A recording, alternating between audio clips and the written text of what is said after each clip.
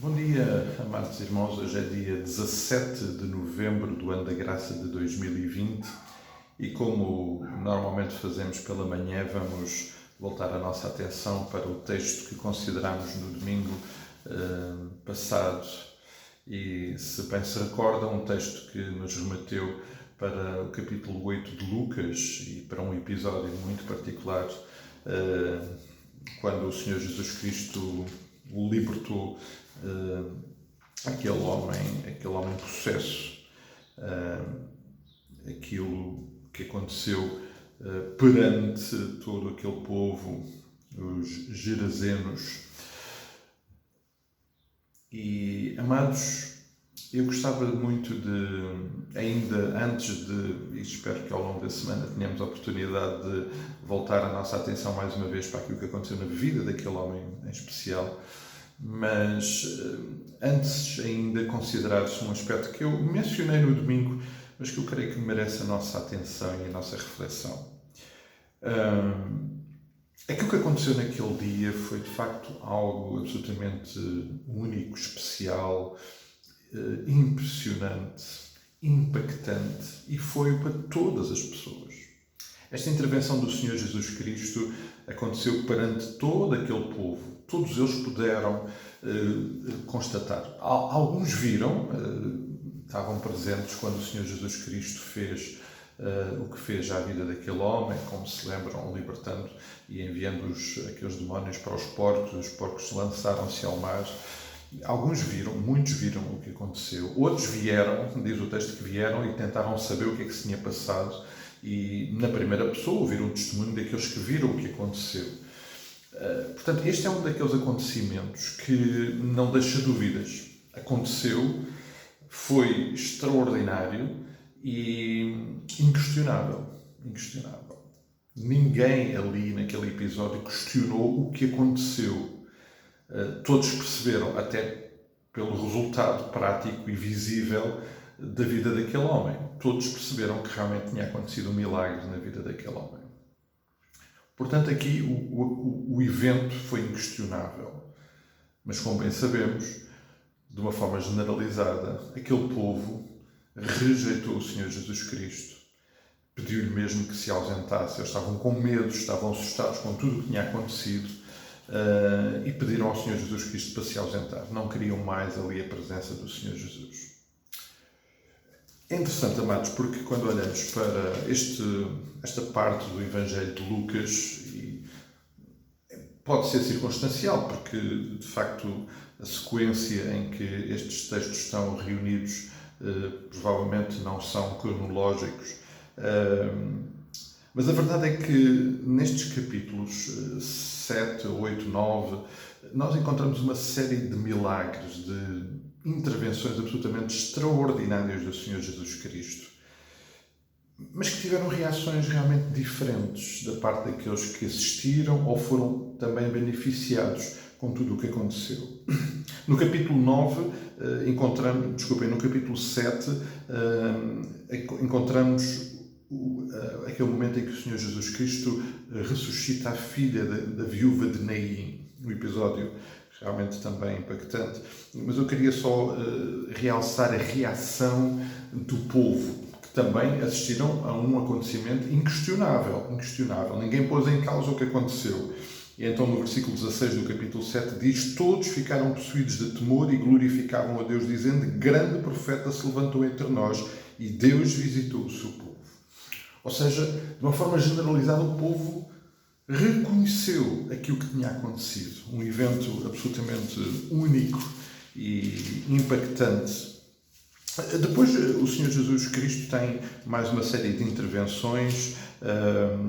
Mais à frente vai ressuscitar a filha de Jairo. O versículo 56 do capítulo 8 diz: seus pais ficaram maravilhados e lhes advertiu que a ninguém contasse o acontecido.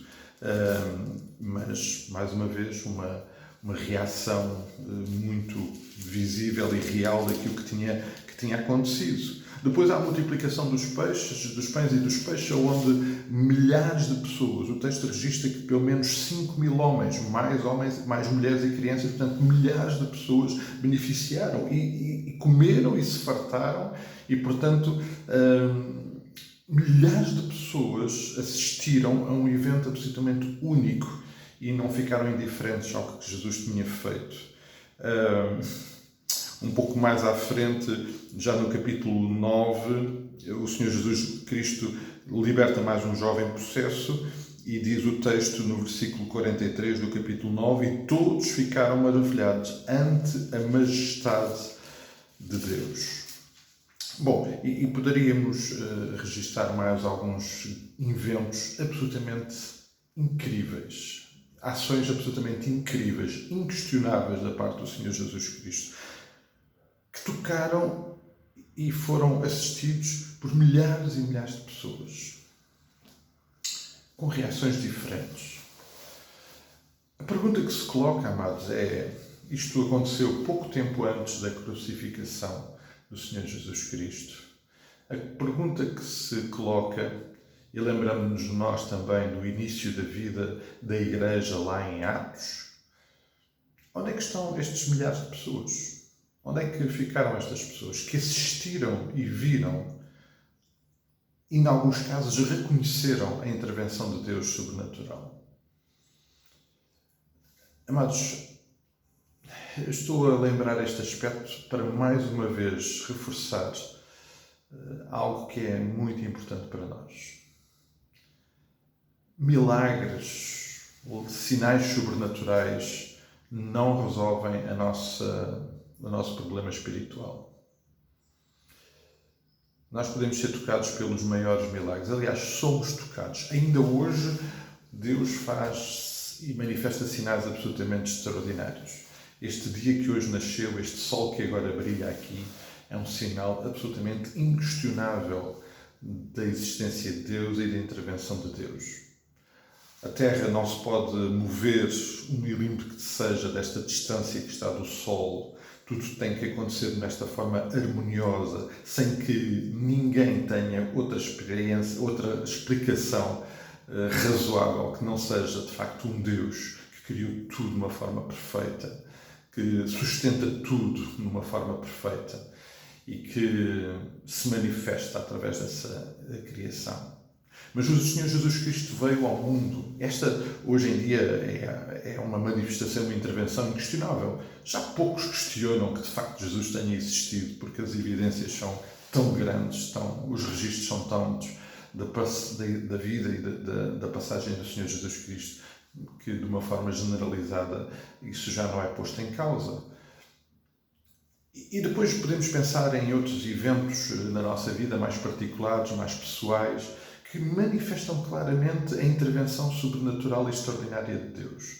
Amados, estes eventos não resolvem o nosso problema espiritual. E a prova disso é o que está registado aqui nestes capítulos, neste conjunto de capítulos de Lucas. Amados, pode ser circunstancial, mas é interessante quando olhamos para estes textos que pelo meio, por exemplo, no capítulo 9, o Senhor Jesus Cristo, chamando os seus discípulos e também àqueles que andavam com ele, disse-lhes que era necessário e que se aproximava o momento em que ele haveria de ser crucificado. Depois, logo no capítulo 9, um pouquinho mais à frente, já no versículo 49, ele voltou a reafirmar: o Filho do Homem está prestes a ser entregue para ser crucificado. Ou seja, amados, enquanto o Senhor Jesus Cristo estava a revelar e a manifestar sinais extraordinários que provocavam diferentes reações na vida daqueles que estavam presentes e que eram beneficiados, o Senhor Jesus Cristo foi lembrando e reafirmando a necessidade de compreenderem aquilo que estava para acontecer. E o grande evento era a cruz, era a crucificação. Isto era importante também para os discípulos, porque nestes versículos encontramos também reações absolutamente inexplicáveis da parte daqueles que estavam perto do Senhor Jesus. Por exemplo, no capítulo 9, aquele momento muito estranho em que começam a discutir entre eles quem é que havia de ser o maior lá no reino dos céus. Ou seja, sem perceberem realmente aquilo que estava a acontecer. Amados, quando olhamos para estes, damos assim uma visão geral nestes capítulos de Lucas e nestes acontecimentos, há algo que se torna muito evidente e que eu queria deixar mais uma vez para nós. O único evento da história da humanidade que realmente faz toda a diferença na nossa vida é a cruz. A morte de Jesus Cristo naquela cruz, onde Ele pagou os nossos pecados.